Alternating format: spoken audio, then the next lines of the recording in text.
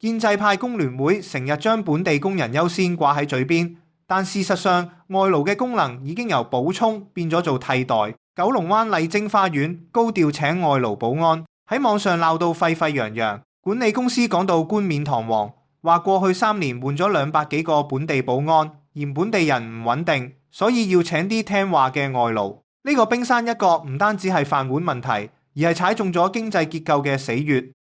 喺自由市場，本地工人嘅議價能力係嚟自對腳，呢度人工低，環境差，經理惡，我聽日就可以去對面屋苑見工。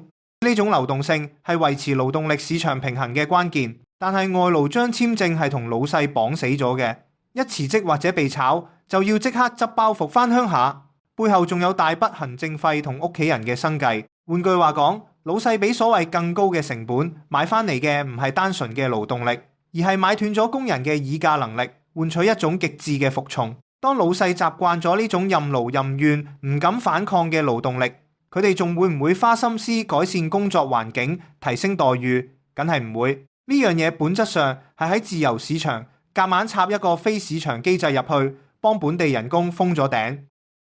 如果請嘅係本地保安，佢每個月15,000蚊人工，會喺香港基層經濟圈入面流轉。佢朝早去茶餐廳食早餐，收工去街市買餸，放假湊孫去買玩具。茶餐廳老細賺咗保安嘅錢，可以出糧俾員工，員工再去消費，呢啲就叫內循環，養活咗無數鋪頭。但換咗外勞保安，同樣係嗰15,000蚊，流向就完全唔同。佢為咗慳錢，住喺幾個人逼一間嘅宿舍，食嘅係淘寶買嘅即食麵，生活用品都係由大陸拖落嚟。佢一出糧，第一件事就係將大部分錢匯返大陸鄉下。呢樣嘢就好似一部大型抽水機，夾硬將原本屬於香港嘅資金抽走晒。當本地保安失業，冇錢消費，茶餐廳生意變差，最終執笠或者都係轉請外勞。呢個就形成咗一個死亡螺旋。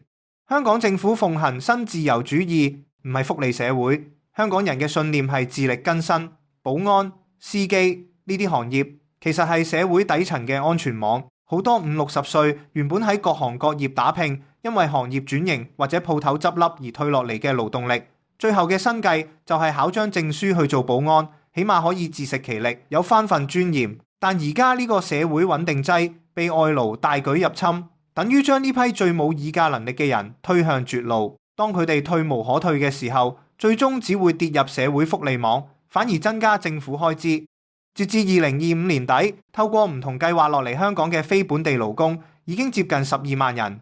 喺住宿同埋膳食服務業，平均每6個從業員入面就有1個係外勞。今日話保安唔夠，引入保安外勞；聽日話司機唔夠，後日話售貨員，甚至初級文員都唔夠。當身邊所有基層崗位都被人大洗牌，香港本地勞動力仲可以退去邊？真正嘅由治及興係睇呢個城市最普通嘅基層打工仔係咪只要肯勤力就可以活得有尊嚴有希望。而家嘅外勞政策為咗解決短期管理上嘅痛點，而犧牲咗香港長遠嘅經濟健康同社會穩定。